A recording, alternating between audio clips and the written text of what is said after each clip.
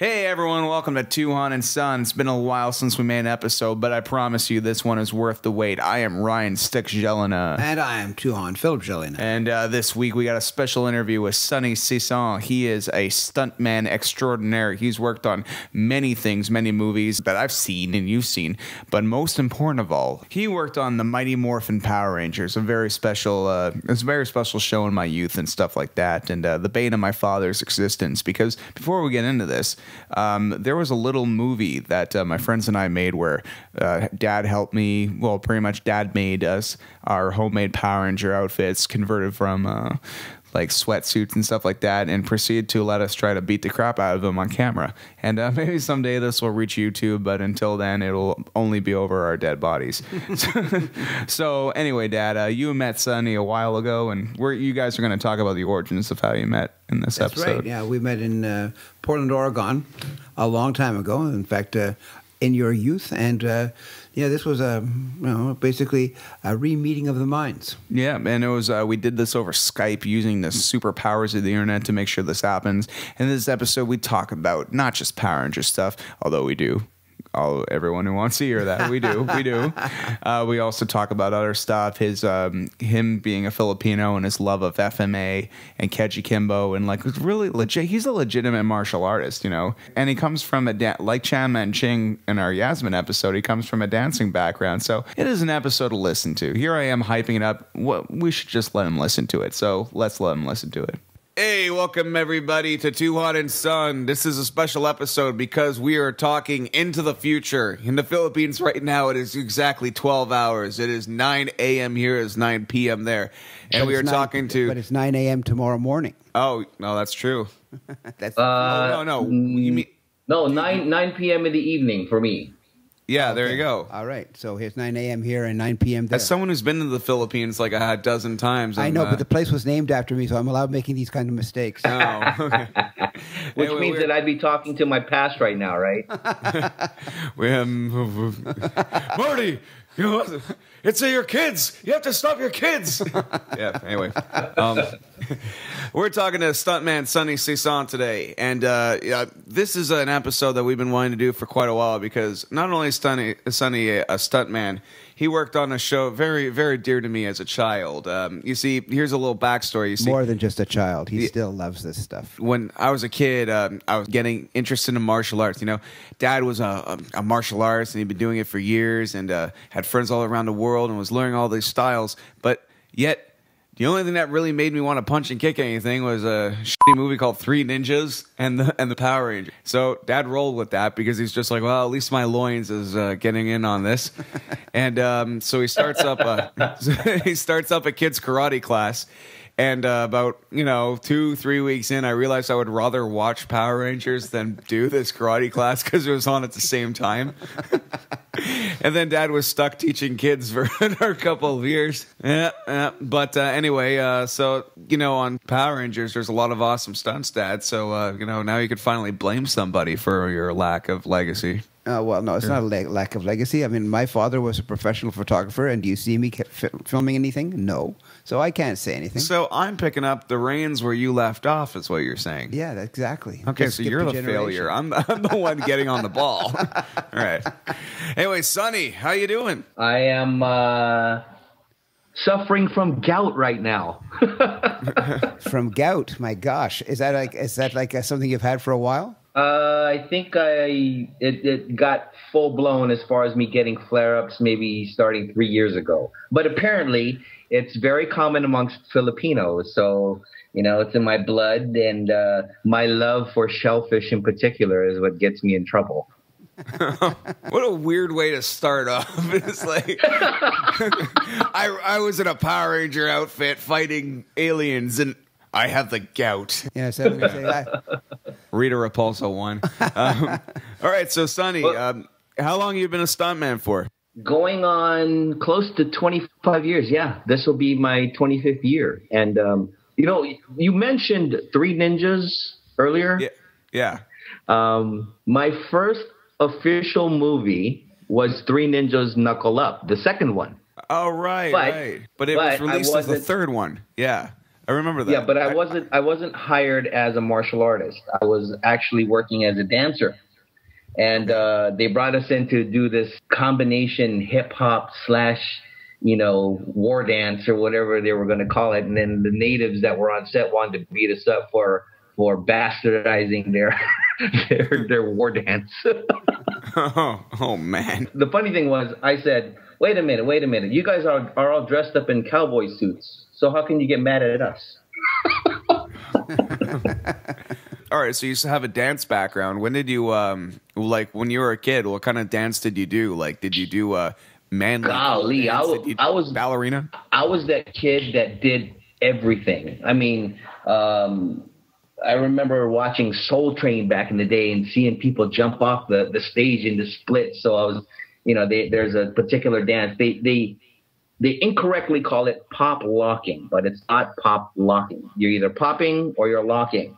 So locking is the one where you do the chicken wing dance and you're pointing left and right. Popping is the one where you're moving more robotically or doing arm waves. And I did both. But, I was that kid that got into everything. So, interestingly enough, the martial arts background started when I was 8 years old, 1975, I believe. And I was fortunate enough to have parents that never told me, no, you can't try, because I loved everything sports-wise. I did all the team sports, football, baseball, basketball.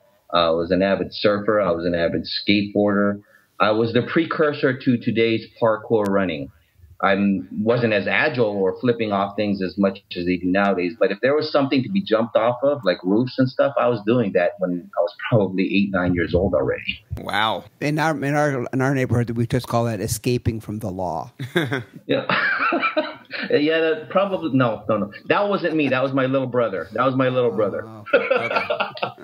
All right, so martial arts, what's the first one you do? My initial foray into the martial arts world was very traditional karate. It was Okinawan-te, Shorin-ryu. I remember how much I connected to the Kajikembo through it, because when we entered tournaments at that time, remember, 8 years old, there was no face contact, but we didn't wear gloves or padded feet. We killed each other, and I remember my first tournament, I was doing pretty well as a white belt. And in Shorin-ryu, there's only four belts: white, green, brown, black. Now, within those belts, there are degrees. And there's this one kid who was a green belt in my class who would always beat my butt in class. But when it came to that tournament, I was so scared to get hit by him that fear motivated me to hit him first. And I was so proud of beating him for that. But after that, I think I won 1 or 2 more fights. And then I went up against this one guy who did a spinning back kick on me and knocked the wind out of me. And for a while after that, I almost quit because that hurt so bad. Yeah, I would probably, I don't know. I don't really like pain, so. Actually, it's funny, a little side story. When Ryan was in my class, he came to me. There was a little kid who lived down the street who was a bit of a thorn in his side, and Ryan wanted to learn how to do this stuff. And the kid happened to be in my karate class as well. And so we're going through stuff. And then one day we started sparring, and Ryan sparred with him. And Ryan did everything he ever wanted to do, nailed him, dropped him to the floor a couple of times by punches in the ribs. And then after the class, he came to me and said, "Okay, Dad, I can stop now." And literally, that was the last time he ever did any of this stuff. I got to go home and watch some people So, it's funny because a lot of us, fight our own ogres by training. And I guess Ryan met his ogre, beat him early, and that was all he ever needed. This is funny. I have that's all the confidence he had to gain. That's right. It's funny. That's probably the coolest thing I've ever done. I have no memory of it at all. Yeah, well, Ryan has a couple of stories. When he started playing music, it was kind of funny because they had 3 guys in a band, and one guy insisted on being like the very gymnastic-y but not very coordinated jumper offer things, and so a lot of times he would fall through the stage onto the floor below him because, of course, he would be moving around so much, and the stage was just basically a bunch of people in the cafeteria, right? So yeah, he was a Sonny Sison in the band. I tell you what, though, Ryan, that experience of whoever that was that happened to, I've actually done a couple of those very uncoordinated things while performing on stage or in a movie where, I wasn't aware that there was like nothing behind me. I stepped off, I fell off the back of the stage, or I fell off the front of the stage and rolled into the audience. It's happened. So we're gonna be jumping the gun a bit, because what I should be doing is saying, how do you make the transition from dancer to stuntman? But I just gotta know right before you answer that question, though. Man, that Ranger helmet, you must have fallen into crap all the time. What is the worst thing that happened to you while wearing the Ranger outfit? Worst thing that happened to me. Oh, whose stunt person were you? What outfit were you rocking? Because I know the answer, but the internet doesn't know. Let's start with the Power Ranger experience. So let's go back to 1990, early 92, late 91, something like that. So, as you know, Walter Jones, the original Black Power Ranger from Mighty Morphin, a.k.a. Zach, is a good friend of mine. And we were simultaneously working as dancers. And we were hanging out one night, driving around Hollywood, and he tells me, hey, man, I did this kid's TV pilot. We're like costume superheroes wearing spandex stuff, and it came from Japan, and I think we're going to get picked up. And I go, yeah, it's pretty cool, man. I grew up watching that stuff on Japanese channel in Hawaii, so I'm very familiar with it. I know exactly what it is. Calls me a couple weeks later. He goes, hey, man, we got picked up. We're doing a full season. You want to come work on the show? And I'm like, nah, I'm actually pretty busy, because working as a dancer, I was simultaneously working as a actor, getting out at the beginning with auditions and stuff, the dance auditions, and working as a dancer, as well as working at Universal Studios, which they had a Conan the Barbarian stunt show, and where I was young Conan. Oh, so man, I passed awesome. on that initial invitation to work on the show. Fast forward to a year later, Walter's buddy, Danny, who's a big-time stunt coordinator now for a lot of the Disney TV shows, was also Walter's roommate. And he says, hey, I got this movie. I'm doing a little tidbit here. You want to come on and play like, kind of like a Mongol warrior? And I didn't have anything going on at the time. I said, sure, I'll go do it. So I get to set, we all get dressed up, and I meet the stunt coordinator of that movie. His name was Jeff Pruitt. And the first thing that comes out of Jeff's mouth is, hey, you kind of look like Mark Dacascos. I go, funny you should mention. Mark and I work at Universal Studios together. This is before Mark's career took off. And I go, yeah, Mark is a good buddy of mine. He goes, and Jeff says, I just worked with him on Double Dragon. I was Scott Wolf, I believe is the other character or actor. He was Scott Wolf. I was Scott Wolf's double. I go, that's cool, great. And he goes, hey, I'm the stunt coordinator of Power Rangers. You want to come and work on Power Rangers? I go, oh, yeah, sure. Why not? So I get the Power Ranger set, and the first thing he wants to do is put me in the Red Ranger suit, which means I'm doubling Austin St. John. And I did some moves, and he said, can you spice it up a little bit? Well, I thought maybe I could change the whole look of how was going on, and I started doing capoeira moves, which is so not the Ranger moves in and of itself, but maybe, the henchmen, the putties in particular, might get away with doing those kinds of things. Yeah. So I did an episode or two as Red Ranger, and then Jeff said, this ain't working out. And I said, I agree with you. I kind of find the Ranger stuff a little limiting for my taste, but I would love to be the bad guys.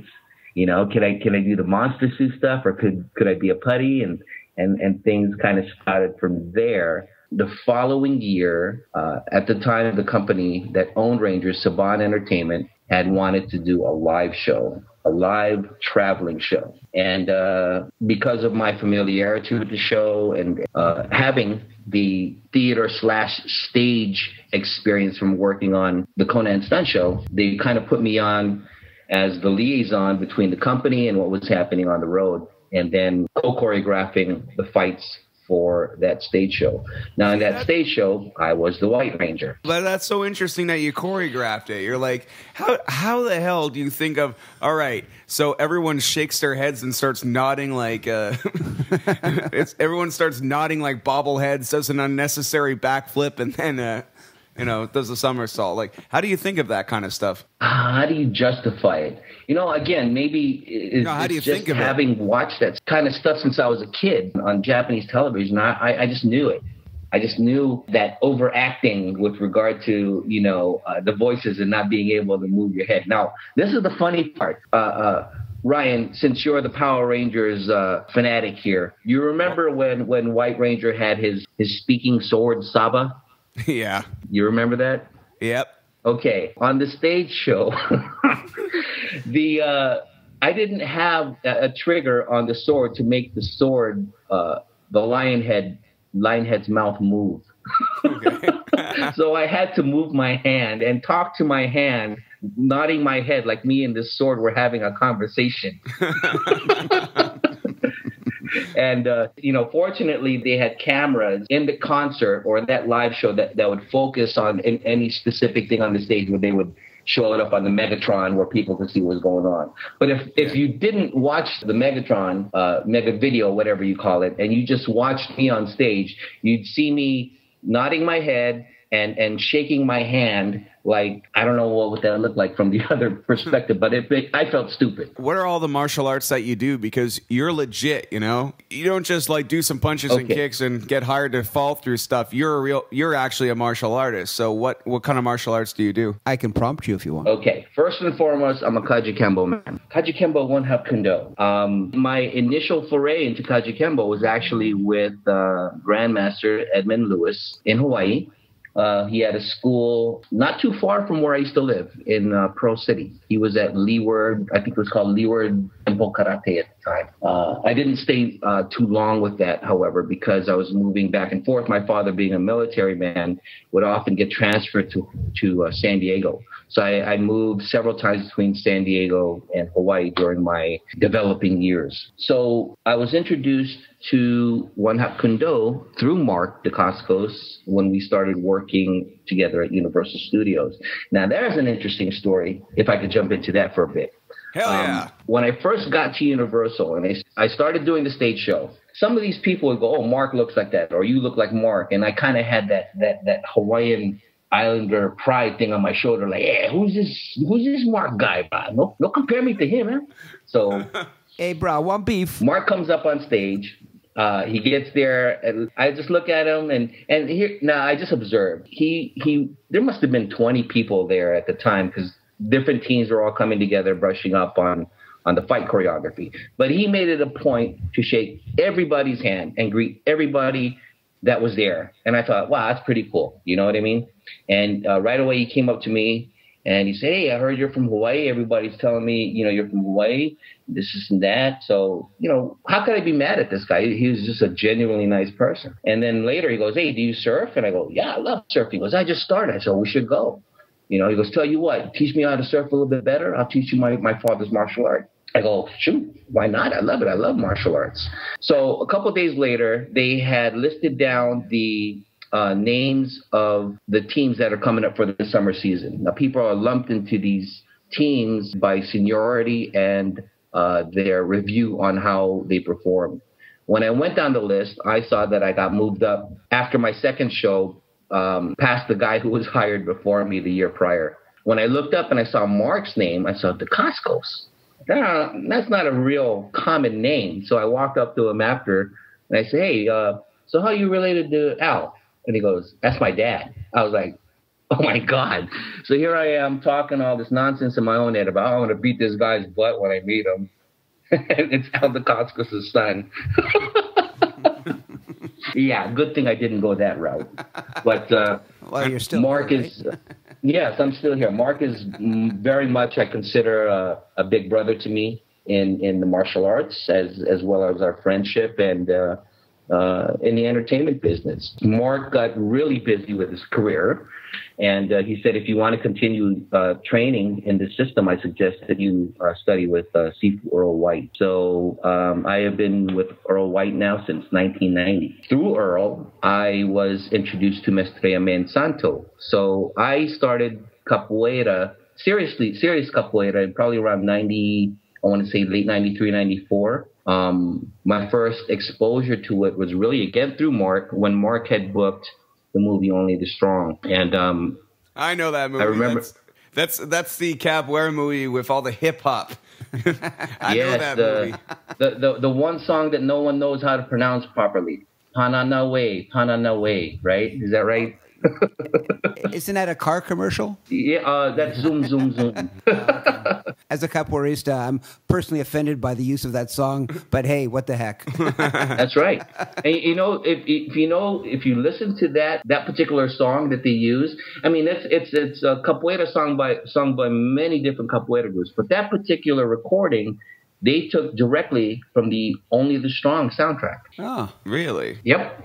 And so what had happened with that particular instance was I was working at Universal doing the Conan show. Mark called me up. Well, I should say he paged me. We didn't have cell phones at the time. And so I returned his call. He was just down the street, and they were auditioning people for various roles. And he said, hey, I spoke to the director and the casting director about you. Would you want to come down and audition for these guys to possibly double me? I go, you don't need a double. And he goes, no. I mean, in these instances where, you know, a stunt may be potentially dangerous, I may get injured, you know, they always have doubles. I said, okay, I'll come down. So I did, and I did a very good audition, but the movie shot in Florida, which at the time, which is a right-to-work state, meaning that they could hire non-union people to work on the movie. And I was already a union member at the time. So I didn't get to work on the movie, but it introduced me to capoeira, which for me, also being a breakdancer, was perfect. Hello, martial arts and breakdancing put together, I'll take it. Well, ironically, I think we met as a result of you being at that tournament in Portland way back in the early 90s. And Mark actually was at that same tournament. And they did, I think Bill Owens was doing the capoeira, organizing the capoeira. And it's sort of like, I think we started talking primarily because you were going like, what's you, a really, really, really white guy, doing this Brazilian dance stuff for? And it was like, and so we started talking, and it was kind of amusing because, of course, Ryan was there with us at that time. Yeah, I still have Sonny's autograph from that day, actually. And so it was very funny because you were there, and you know, I think I remember, you know, doing a little bit of capoeira at that, you know, but it's very difficult if you're doing a hoda, which is the capoeira, you know, dance off, when you're there and a bunch of people are doing it, and of course everybody wants to, you know, show their stuff, and that's not really what I'm into. I like doing capoeira just because it's capoeira. I don't do it anymore because both of my shoulders got torn one day. Like, I realized that 40 years old was not the time to start something like this. It was basically the time that you sort of sit back and go, oh yes, in my day we used to do. Anyway, but it was it was a very interesting moment because I got to meet and cross paths with a bunch of different people that I probably would have just been sitting in the tournament watching and never meeting. So I'm very happy for that. Right. I remember that quite well. Actually, Grandmaster Philip, we met prior to that. I remember specifically because we were at a workshop that Agong Tony Ramos was doing at the hotel prior to the tournament that Rick Kinji had. So yes. I don't know how it is that we got paired up, but he was saying, okay, do this, do this, do this. And, you know, I was young and spry at the time, and you beat the crap out of me. I was like, oh, my God, slow down. We're just working out here. And then, you know, Sifu later told me, oh, that's Philip Gillian. He's a rough guy, but he's a good guy. And I was like, okay. And, you know, he didn't take my head off, but he twisted me into a pretzel here and there. You have to make people recognize that you actually know stuff. You know that. That's unfortunate, the reality. But I apologize for whatever I may have done. I was just, how can I say this? I was just trying to make sure that my territory was being staked. Yes. Well, let's just say that you got my due respect wholeheartedly. But when we reconnected in Portland, it all seemed to go very well. So because neither of us were doing much except sitting in the stands and watching, so it was great. Yeah, that's right. That's right. So I appreciated that. Absolutely. That was an interesting day. Yeah, I remember Mark DeCasco's. Well, I remember meeting you, Sonny. Actually, that's actually, you know how you can remember things. That's the only day in 1995 I can actually remember. Like specifically, I'm like, yeah, I remember that day rather well. I remember what the place looked like. I remember Mark's demonstration where he kept putting dust on his feet. But he was just doing this really charismatic yet comedic example of everything he could do. Right. It was very funny. It was like watching a great martial artist and also kind of be like Charlie Chaplin in a way. Well, one of the weird things about it, for me anyway, was because I'd come up through a couple of years of a very traditional capoeira type school where the Hoda was done with a very tight ring of people playing berimbaus and atabaks and kishishis and all that kind of stuff. And, then we were in the middle of this gymnasium, kind of like this free-form, loose agglomeration of, okay, who's going to do with what and with who? And so it wasn't that sense of Hoda-ness that you normally get at a capoeira in whatever.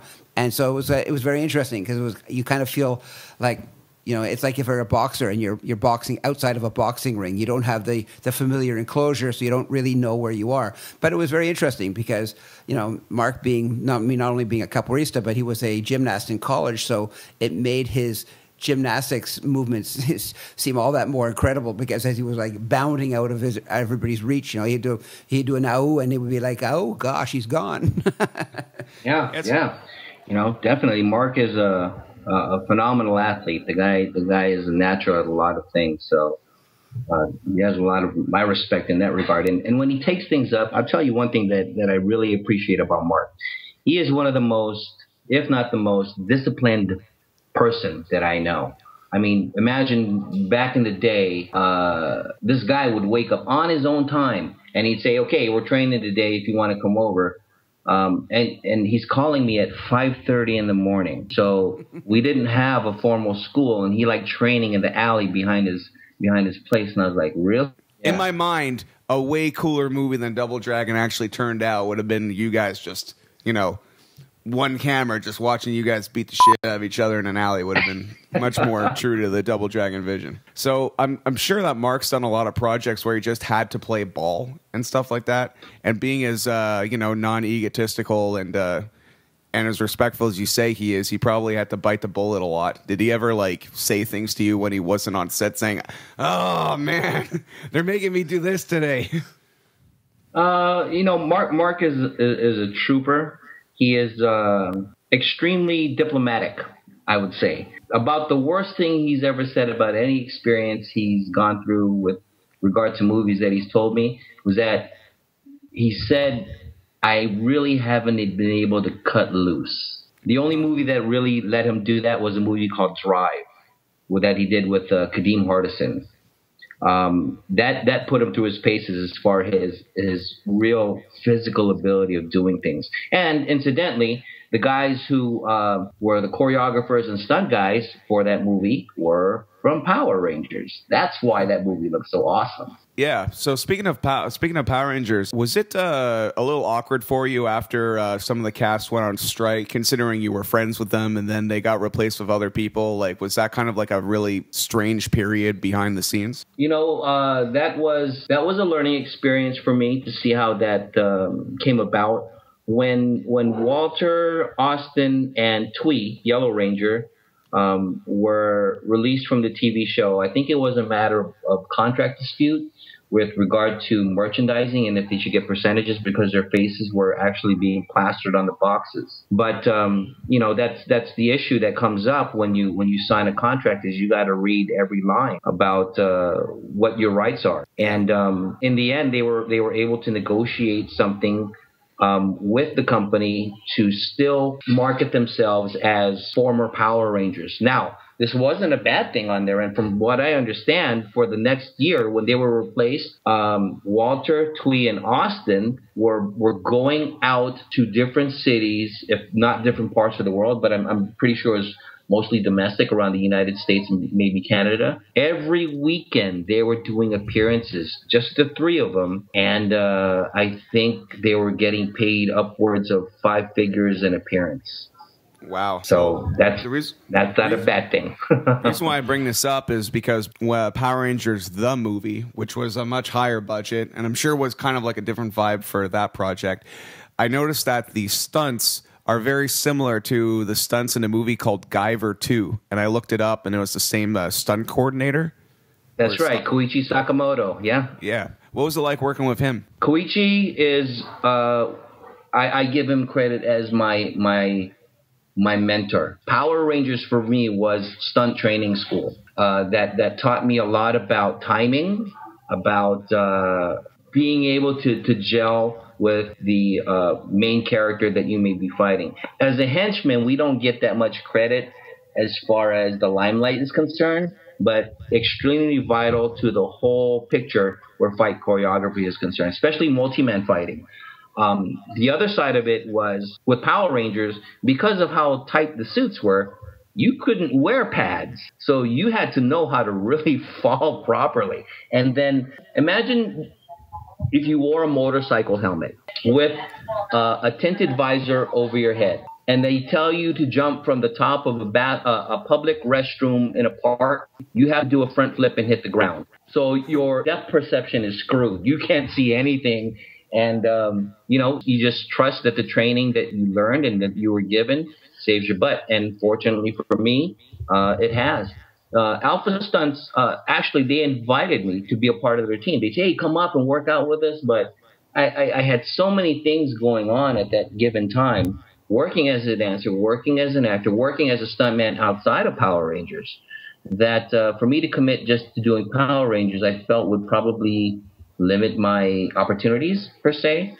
Looking back on it now, I'm kind of biting myself in the butt and saying, man, I should have said yes. That's the interesting thing. It's like, yeah, that show will be on the air for another 20 years, and my mask is never off, so I could beat any of these freaking Rangers every time they change outfits and change cast members. I could still be here. Put some wings on me. I'll be another bad guy. Just to make it clear, when Power Rangers, the movie, first came out, I was already on the live show tour.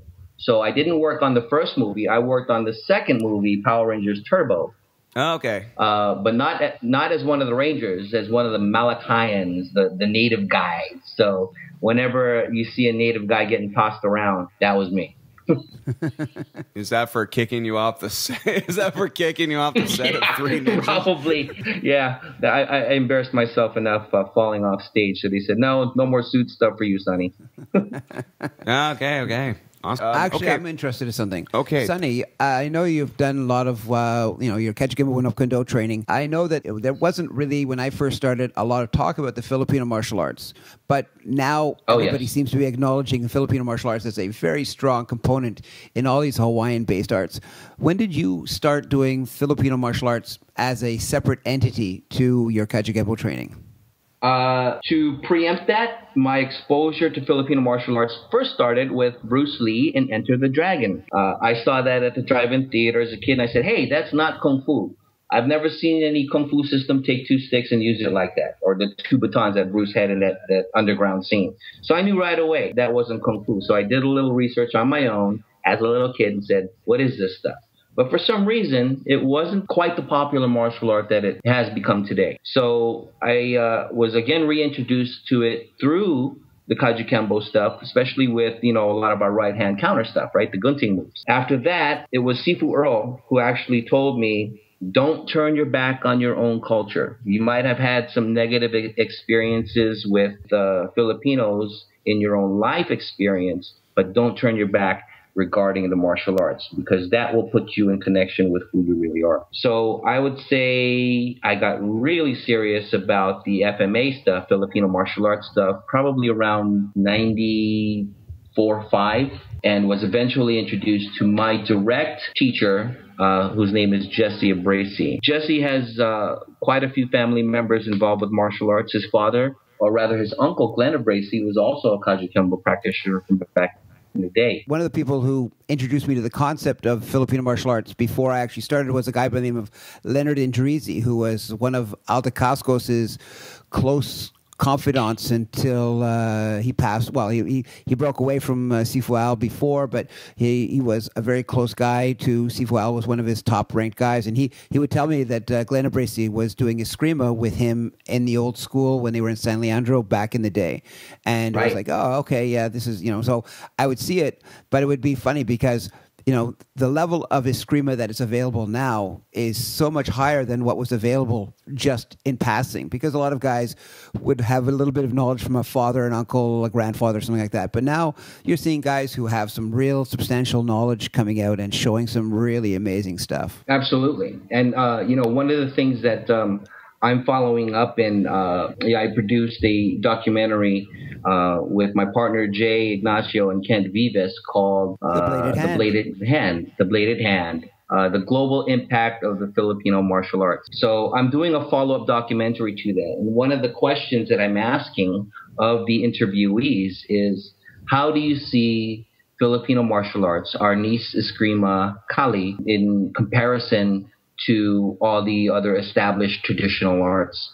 And many, if not everyone, has said this is a stand-up art in its own. It doesn't need to necessarily be combined with anything else if you understand the full scope of what FMA has to offer. I said, interesting, because you see other martial arts systems, whether it be Taekwondo, whether it be a karate system or something of that nature.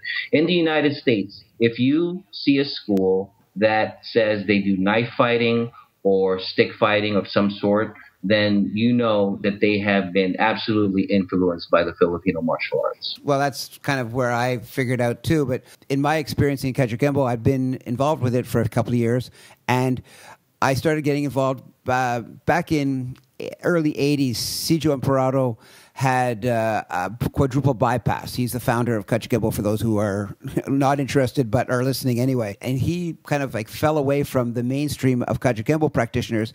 And in about 84, he put together a group called the Emperado Kajukembo Association. And I was part of that because of some other associations I had with other people, actually through my Filipino martial arts connections. And so we got together and we started really showing more of that information. It was kind of interesting because we would go to Hawaii and have a seminar, and I would ask these guys, well, why didn't you teach the Haoles, which is the nice way of saying white guys for people who haven't been to Hawaii. Wait, what are they called? Haoles. All right. And haole is not a very complimentary term. It's kind of like, but it's cute now. Yeah, but it sounds cooler. It's cute now, not back in the day. That's right. Yeah, generally, it was preceding a beating. So, hey, it wasn't such a... That's true. Yeah, I just to jump off topic real quick. The last day of elementary school was called Kill Howley Day. Hey, Howley, want beef? Yeah. Yeah. So they might have been your friend, but that last day they were running home. Anyway, so I'd ask these guys, because there are a lot of very, very senior practitioners of Filipino martial arts in Hawaii, because the one thing a lot of people know but don't really acknowledge is that Emperado was a Hawaiian Filipino. But an awful lot of the guys in the original group, guys like Vasquez, guys like Reyes, guys like Halbuna, guys like Ramos, Asuncion, all these guys were Hawaiian Filipinos. And they, of course, had no way of avoiding training in the Filipino martial arts. And because they had no way of avoiding it, they picked it up in spite of themselves. And as you said before, there's an awful lot of stuff in there that Filipino, but kind of not acknowledged. And kind of like a lot of the ways the Kung Fu stuff was not acknowledged for a long time. And it's kind of neat to see that it's, I've seen your first movie, the Bladed Hand one, and it's a spectacular exhibition of the quantity and breadth of knowledge that is available in that art. And, it's kind of neat to see arts like Kajukembo acknowledge those hidden aspects of their past, because you start looking and going, why is this art so respected and so, I won't call it so feared, but so respected? And they go, yeah, but because they bring this aspect. People attacked each other with real knives. They attacked each other with real sticks. I mean, Hawaii, up until the day, I think late 1930s, they used to have full contact stick fights at the municipal auditorium where people would actually die. So, we're not talking about like, oh, hey, this is so cool. No, this is something that these guys were bringing their art, and life wasn't so valuable to them. It was like, their life was valuable, but they brought an awful lot of reality to stuff that, we kind of go, wow, he punched him in the nose. Yeah, that's all. Wow, that's pretty cool.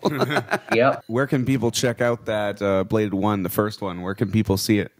The Bladed Hand is available directly through our website, www.thebladedhand.com. No Space distributing the DVD via Amazon. And you can also download and or rent it for VOD on Vimeo, Vimeo.com. Cool. GM, when you were talking about the lethality of it and the mentality that goes along with it, I definitely was given that part of it from my teacher. Again, I was mentioning Jesse Abrasi. He learned firsthand with Leo Hiron in the Bahala Na system. And then when he graduated with that, he got in with a very select group under Dentoy Revelar. Dentoy was the first graduate of Leo Hiron, Angel Cabales, and Gilbert Tino from the De Fuertes system. So he combined the three systems, which he calls SLD. Serrada, Largamano, Cuerdas. So Jesse was one of the last people admitted to that first generation of SLD players. So when I met Jesse in 96, I want to say 96 or 97, we really got to the nitty-gritty of the FMA stuff. Through the SLD system, that provided me my foundation with regard to learning how to deal with close, medium, and long-range fighting. But I also have a very open mind through the Kajukembo system that I've studied and being able to see things that can blend, can fit into the structure that I already have. So I have a lot of friends and teachers in many systems of FMA where sometimes, you know, GM, I'm sure you may have experienced this. They look at you sideways to their eye because they're suspicious of you, knowing that you come from another system. And they might go, okay, what's this guy up to? Is he going to steal our secrets or blah, blah, blah. I've been fortunate enough to train with various people simply by the fact that I don't approach them with an ego, that I really come to them in a humble way of genuinely wanting to learn what they're teaching without me, you know, giving my 2 cents about, oh, that doesn't work or I wouldn't do that kind of thing. I just try to keep an open mind about what they're teaching me. So you've been in the business over 20 years. Who is the biggest ass you've ever met? Because I like asking about that. He's still in the business, Ryan. No. Probably why he doesn't. Yeah. Okay. I have no qualms about saying this. Ryan, should I go ahead? We kind of talked and chatted about it. No, on that's Facebook the thing. Before. It was the only pre-interview we ever did. I have not worked with him personally, but I have met him personally, and I have a particular incident with a former co-partner, business partner, which I won't mention, that really solidified me calling Steven Seagal a big jerk. Gosh, I can't even count how many of my stunt friends that have said they have their own Seagal experience. I'll give you a classic one. One of my good friends is Tanawai Reed. Tanawai Reed is Dwayne "The Rock" Johnson's stunt double. Big boy, about 6'3", 6'4", maybe at the time he was working on the film with Seagal, close to 250. And he goes, hey, bro, Sonny, I give my own Seagal stunt story. I said, okay, what happened, man? He goes, well, Seagal was supposed to, you know, do a shoulder throw. So as I'm going over, I'm supposed to hit these stairs and do a stair fall. And I go, okay, so what happened? He goes, well, he didn't let go. He really threw me. I was supposed to throw myself, but after started going over his shoulder, he didn't let go of my arm. He slammed me into the stairs. I go, oh, so what'd you do then? He said he just got back up and goes, what's your problem, man? And Seagal goes, hey, we got to make this look real. All of a sudden, a bunch of people from the side were going, hey, you know, Steve, you can't do that. That's Dwayne Johnson's stunt double, man. And all of a sudden, Mr. Seagal was like, hey, buddy, trying to talk to bra stuff. Hey, bra, how you like this, bra? Hey, can you get me in a movie with The Rock, man? Oh, man. Okay, so, but in your own personal experience, like, you won't talk smack about anyone because you're a nice fella. But who's the coolest guy you've ever met? You know, besides working with Mark and stuff, who's another great person that's friendly to stuntman and stuff like that in the business? I would say Gerard Butler. Oh, cool. Oh, yeah, that guy. I hear, especially like on the set of the 300 and stuff like that. Like all the stuntmen love that guy. Yeah, I worked with Gerard on Olympus Has Fallen. Cool. And I love that movie. That movie, what's the hilarious thing about it is Hollywood always does things in two. They'll put out 2 Talking Pig movies in a year. They'll put out 2 similar based Christmas movies in the same year. They put out 2 Hercules movies this year.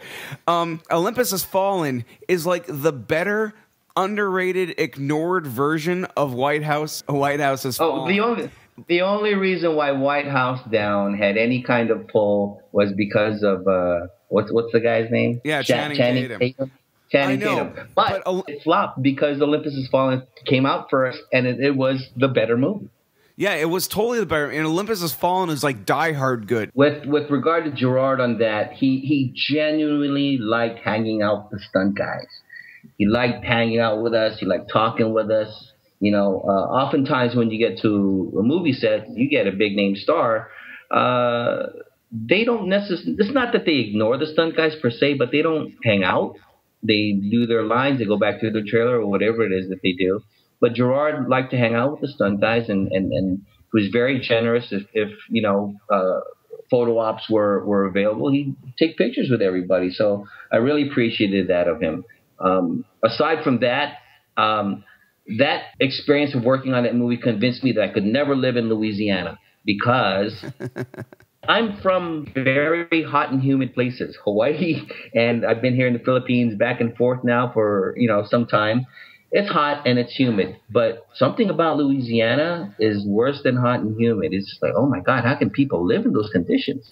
Yeah, filmed in Louisiana, Washington. Surprisingly, right? So it's amazing that they built a great set like that out in, you know, 105 plus degrees and 100% humidity. We were dying, man. Oh, man. That's where, by the way, all the French people that are in Louisiana were kicked out of Canada way back in the day. And they weren't kicked. They weren't sent to California. They weren't sent to Texas. They were sent to Louisiana. So, you know, the British kind of had it in for them. Oh, jeez. Yeah, think about it, right? So the Arcadians who became the Cajuns, right? They're called Acadians. Yeah. Acadians. I think Arcadia is a place in California, but that's probably where they would have rather gone. They would have, I'm sure, because I'll tell you what, man. I love Louisiana, don't get me wrong. Like, cruising around in New Orleans and the various other places at given times is nice, but, oh, man, that humidity, whew, that's something else. Yeah, especially working in that weather. It's one thing to just walk around. Exactly. It's one thing to walk around drinking, but working in that weather.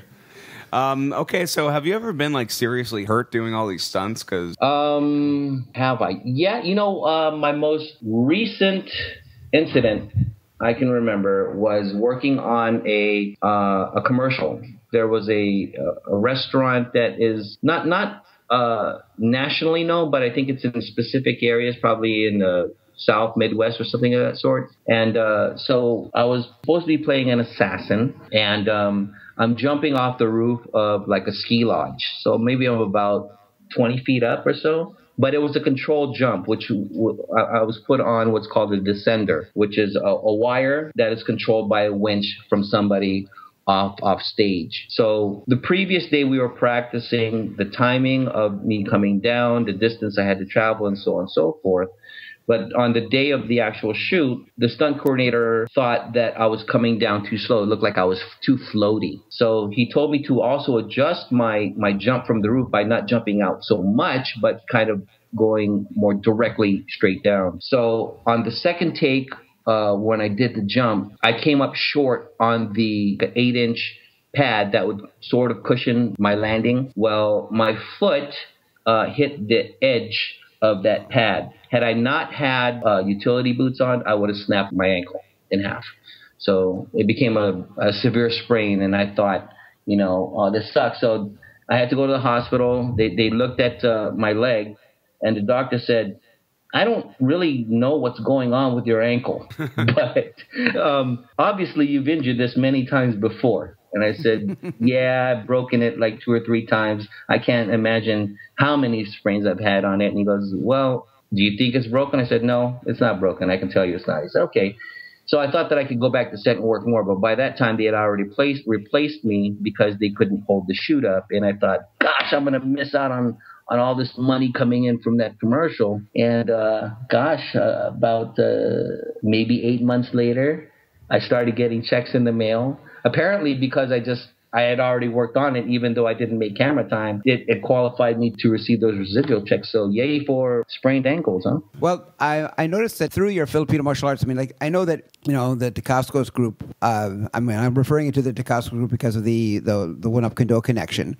But I noticed that now when I see you on Facebook, you're all over the place. You've got, you know, you're building friendships and bridges through everything. Is that more as a result of Kajikembo or the Filipino martial arts?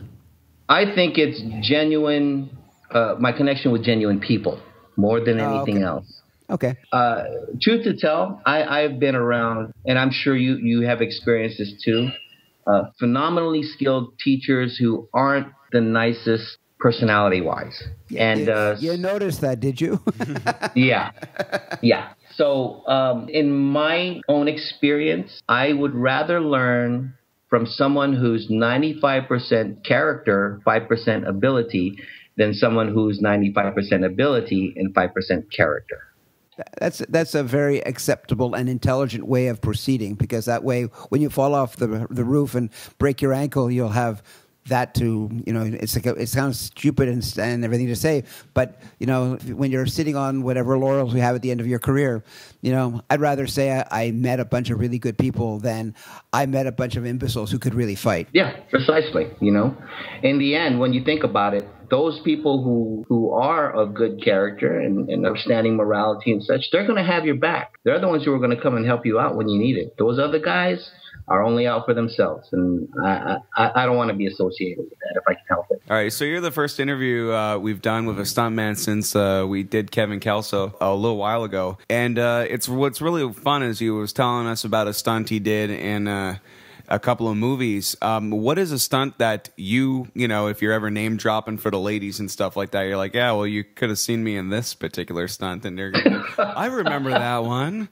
So what's a stunt that people can look up on, you know, in their DVD collection or YouTube or something, where they could be like, oh, that must have been so dangerous? Probably one that stands out in my mind right now is the season opener for season 4 Hawaii Five-0. The character fight McGarrett in a helicopter, gets shot, falls out, and lands on top of a car. Okay. You were the car? I was the car. No, I was the guy that landed on top of the car. The way that the stunt was actually performed was, you know, guy falls out of the helicopter, they green screen the ground, blah, blah, blah, and then cut to the stunt guy who does the fall. I jumped off a crane probably about 15 feet above the roof of the car, and they took out the roof supports of the vehicle so that it would collapse. Otherwise, I would have hit the top of the car and bounced off the top of the car had they not removed those supports. That was probably my most memorable stunt that I could think of in recent times. You have to forgive me, after so many falls and getting kicked in the head, I often forget what I've done in the past. Well, it's kind of cool that you're not like keeping too much score and stuff like that. I totally would have. Well, the way I look at it is everything that I've done, I don't feel per se that it was an accomplishment, but a stepping stone to bigger and better things. The main reason why I'm here in the Philippines now is because I worked with a director in the Philippines. He was a budding director, just, I think, recently getting out of film school, and he was doing a movie short that an actor friend of mine referred me to him. So after working on that movie short, I thought, okay, you know, that was fun, and, you know, life goes on. And then sometime in April of this year, that same director calls me and he says, hey, you want to come over and work with me in the Philippines? I'm doing this biopic on a very well-known hero in Philippine history named Andres Bonifacio. So this is the biopic of Bonifacio. And I thought, wow, that couldn't have been but 2 years after I worked with him on that movie short in the Philippines or in Los Angeles. And now he's here in the Philippines doing a huge independent movie. And he says, hey, come work with me. And I thought to myself, you know, nothing ever happens by coincidence. You know, wow. you make some moves, and I'm a strong believer in karma. You know, you do something happens. So that was a very fortunate experience for me, and that he's bringing me out here and fully trust what I'm doing. in regard to this movie. So simultaneously, it provides me an opportunity to showcase Filipino martial arts in the country of where it comes from, because there haven't been any. The action genre here, first of all, isn't something that's really popular. Probably died out for the most part in the mid 80s with the Chuck Norris movies they used to shoot out here. And then even more so, the FMA films, or FMA in general, really isn't used in action movies where the Philippines is concerned. It's used a lot elsewhere, particularly in Hollywood, but not in the Philippines. So I'm given this opportunity to showcase FMA in a culturally, historically relevant movie. So I'm really happy that I get that opportunity. Yeah, we just interviewed some people from Brunei who just made the first theatrical Brunei movie in, I guess, about 60 years. About 50, 60 years. And it's a movie pertaining to martial arts silat and Right. The belief behind it and stuff like that. And the stunt coordinator was Chan Man Ching, who's part of Jackie Chan's stunt directing team. And he, really nice guy, but he comes exactly like you do from a background of dancing. I think dancers understand movement and coordination and aren't just married to moves. They're married to movement. Well, you know, so it's funny. I'm going to interject there. That was a cool line, though. They're not married to moves. They're married to movement. That's a T-shirt, okay? But I know. I remember when I first started doing martial arts, before I actually started doing Kempo in '71. I met a guy who was an expat American who had come up to go to school in Montreal, and he had been a dancer in New York, and he was kind of an awesome guy. You know, he was a really really good dancer. He danced professionally with a local dance company, and it was quite amazing because even though I didn't learn as much combat, even though that was the idea, he was teaching me martial arts. He did this stuff he called Kempo. I actually learned more about my body and how to move it than I did before, and I have since. You know, that is still a wellspring that I draw from. You're absolutely right about that. I think dancers are very capable at understanding what their body's capable of doing. And when it comes to movement, they are incredible at mimicking that. They might not have the feel per se. Like one of the bridges that I tried to do back in the day was connect the dance with the martial arts world, where, you know, certain performances or artists might have wanted to have dancers do martial arts. So they could mimic it, but they don't get the right feel, or maybe certain movements they couldn't necessarily pull off. I had to translate it to them in dancer terms. So, you know, even the most famous of action stunt guys, action stunt actors, Jackie Chan said himself, movie fight choreography is more dance than it is fight. Yeah. Well, and then, Bruce Lee even said himself back in the day, if you give me Baryshnikov, I'll make him the best martial artist in the world. Well, you know, it's funny that you say that, because I remember hearing when I was training for a while at the Inosanto Academy, somebody was telling me about how, was it one of the guys who was the stunt coordinator on one of the early Arnie movies, Commando. I mean, I remember seeing him like try to run across 5 feet of grass, and it was hilarious because he'd had no idea what his body could do other than lift weights. And they were trying to teach him how to punch, and they were just freaking out because he would punch like, well, he would punch, and it was horrible. And then somebody came up with this brilliant idea. I said, no, okay, Arnie, what you're going to do is, instead of punching, you're going to do a bicep curl into this guy's stomach. And by doing all of these things that he was familiar with, that he could do without thinking, they made him look like he actually knew how to hit people, because his bicep curl was very true. But if he tried punching somebody, he had no idea. He had no connection. He had never done this before. So to actually try to enact it, he couldn't even put his brain around it. But hey, they just translated it to something that he could possibly do. And all of his techniques became like these weightlifting moves transposed into a punching thing. So, you know, very much like that dancer thing. But I mean, we used to have these dancers who would come and work out with us. And these women are quite phenomenal. It'd be like 180-degree splits. But they couldn't break an egg if they hit it, and they couldn't dent a marshmallow. They were really great. You could lift that leg up 180 degrees, boom, extension, perfect. Hit, power, no, not so much. Right. That goes along with the teacher's ability. Like you said, whoever told Arnold to do it that way was very smart in being able to interpret that movement for him. One of the things that I pride my teacher, my FMA teacher, on is his ability to teach. He used to teach at his former girlfriend's apartment, and I'd stop by from time to time if I had time to see how things are going. I remember stepping in that apartment one day, and he might have had maybe 8-10 people in there, and they were all dancers. Now, prior to that, last time I saw him was maybe 2 months, 3 months before. But when I stepped into that room and I saw what the dancers were doing, it looked as if they may have been studying for a year. Now, same thing as you said before, maybe they didn't have the power, but their execution, their technique, it was flawless. It was so clean, and they were fast. And I said, gosh, can you imagine what they would be capable of doing if they had a fighter's mentality? And I just was like, good thing they aren't fighters. Good thing they're dancers. Well, along that same line, I'm now, I've been engaged by an actress to basically teach her how to do double stick and spadadaga movements, so that, and she's a dancer and she's picking up so quickly. I mean, her coordination, there's a bit of cluelessness at the beginning, like when I say at the beginning, like for the first 5 minutes. Then after that, you don't have to explain anything. It's just, they've got the power and the determination and drive, and they are focused. And it's amazing because after like 20 minutes, you're going, who's teaching who? Right. I think one of my most difficult times of training was taking 6 months of ballet, and oh my gosh, that was torture. It was harder than any martial arts classes or seminars or anything that I had taken care of, because my teacher really pushed me, and she wasn't easy on me. At the time I was a pretty fit guy, and I was also simultaneously running track in college. So she looked at my legs. She goes, "Those are really nice legs." I said, "Thanks." And she goes, "So how come you jump like a girl?" Jump! I was like, "Oh, geez." This old lady used to crack the whip on me, man.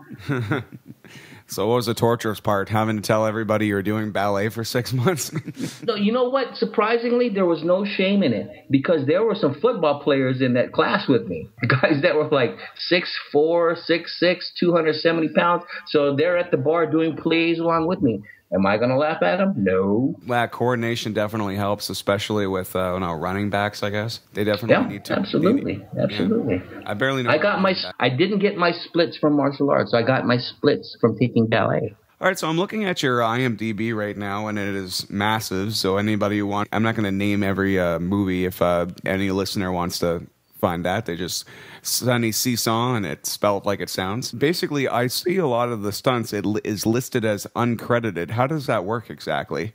Like, you do the stunts, but they just don't want to mention it? Uncredited is typically what happens when a movie has a lot of stunt guys on it, and it is the producer's discretion at that point whether to include your name or not. That sounds like a huge burn.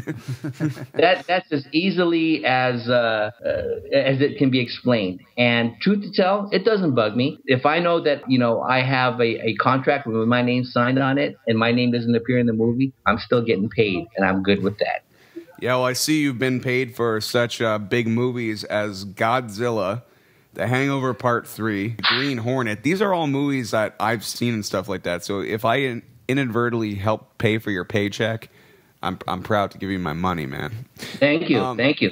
But I see that you worked on a movie called Bounty Killer. Now, this is a movie I saw at Fantasia last year, and it was a project that this writer-director was trying to get on for like almost a decade. He was trying to get this movie. Well, not maybe like about 5 years. And, there's certain movies out there where they just kind of, I'm sure like in Hollywood, they're just like, oh, yeah, well, we have Channing Tatum. Let's just phone this one in. Let's write some dialogue, film some stuff, and everything will be honky-dory. But every now and then you got these filmmakers who put, decades of their lives or half a decade of their lives into just making sure their movie gets made. Do you prefer the big budget stuff, or are you fascinated with the spirit of the underdog in the independent circuit? Work is work for me. And work is work, and my ultimate goal, to tell you the truth, is to just work as a producer. So whether it's a small budget movie or a big budget movie, I always try to look at the opportunity of what can I learn from this. A lot of stunt guys when they come on set, it's all about the stunts to them. For me, it's a means of networking. So where a lot of stunt guys might take off and go back to their trailers or whatever, if I'm allowed, I'll try to get next to the director of photography and I'll ask him, hey man, why are you shooting at that speed, or why is it lit that particular way? You know, just little tidbits, even so much as asking the gaffer or the lighting guy, hey, you know, why this or that? So I get at least a general understanding of how movies are made. Regarding my favorite movie, it's something that, as I understand, was never released internationally except in South Africa. And now it's on DVD and I believe on YouTube. It's called The Broken Path and was renamed Attack of the Yakuza. The reason why it's one of my favorites, if not my favorite, is because, again, it was on my Power Ranger buddies. Koichi was the director. My buddy Dan Southworth, who was also the Quantum Ranger from one of the Ranger series, was a co-star. Yeah, Johnny, the replacement Black Power Ranger. Yeah, that's right. Johnny was on it as well as Motoko, who was the Pink Ranger stunt double and Koichi's wife. Who else was on there? A couple other guys that came from Rangers. So we knew each other well. It was a situation where we could choreograph something on the spot and then shoot it within, after a couple rehearsals. So, and it was quite similar to the Olympus Has Fallen experience, because we were shooting in Brown, Texas, which is maybe about an hour or so north of Dallas. And it's in the middle of summer, 100 plus degrees again. The humidity was ridiculously high. We're working 17, 18-hour work days. But I loved it. It was the most gratifying, satisfying, hardest work I've ever done for so little pay. But I just loved that movie. It was named by Kung Fu Cinema as one of the top 10 movies you probably will never see.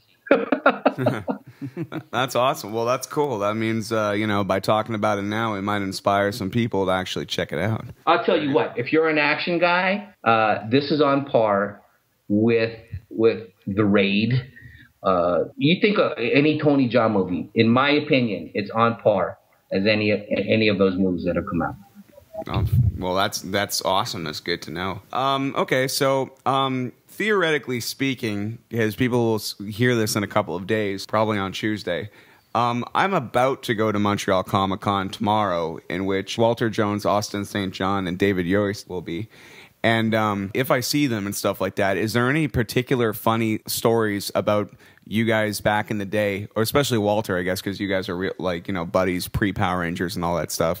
Is there any story about Walter that I can bring up to him and he'll roll his eyes? He'll be like, "I can't believe Sonny told you that." You know what?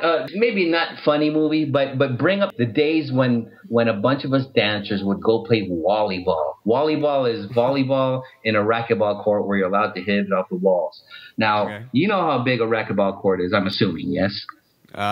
It's small. Yeah, it's small. Not that big. Okay, so you put a volleyball net in the middle of that, and you play volleyball essentially. But back in the day with Walter, Danny, and even Austin would sometimes come around, we probably had like 40 to 50 people in a racquetball court playing. So here's a funny story. It doesn't have to do with Walter, but it has to do. You're familiar with the TV shows Dancing with the Stars, yes? Yeah. Okay. So one of the judges is Carrie Ann Inaba, and Carrie Ann was a dancer, friend, associate. Back in the day when I was dancing, and she and I were playing volleyball with everybody else. Both of us went up to hit a ball. And as I came down, I stepped on her foot and I broke her ankle. So, yeah, that's a famous celebrity incident that I broke Carrie Ann's ankle. And that's how I Now it's Dancing with the Scars. Good one. Oh, that was painful. And there was the pun, not the ankle. All right. Anyway, so I think it's about time we go. Okay, so I say, thanks for listening to Tuhon and Son, ladies and gentlemen. I am Ryan Stick Jelena. And I am Philip Tuhon Jelena. And I am Sonny Sison. That was our interview with Sonny Sison. I liked that interview, right? Did you? It was great. No, Yeah. I thought everything on it was just bang on. And the best thing about it is that after you left, because you had to go to the gym, that's Gamma, Gelena's Academy of Mixed Martial Arts, MontrealMartialArts.com, phone number 514-281-9928. Many disciplines such as Catch Akimbo that was featured in this episode. And Cali. Anyway, you had to go to Gamma and make a living, and I proceeded to talk to Sonny about way more Power Ranger stuff. Now, all you Tuhon and Son listeners who get a kick out of the Power Ranger stuff, or even if you don't, Sonny's an interesting guy, and you should really hear what he has to say. So you can listen to part 2 of Sonny Sison, a special Tuhon and Son special feature that will be released next week. So till then, next Tuhon time, next Tuhon channel, I am Ryan Six Shelena. And I'm Tuhon Philip Shelena. And yep, and you'll also hear a little bit about Dad's jet lag and his adventures in Spain. Thank you. Bye.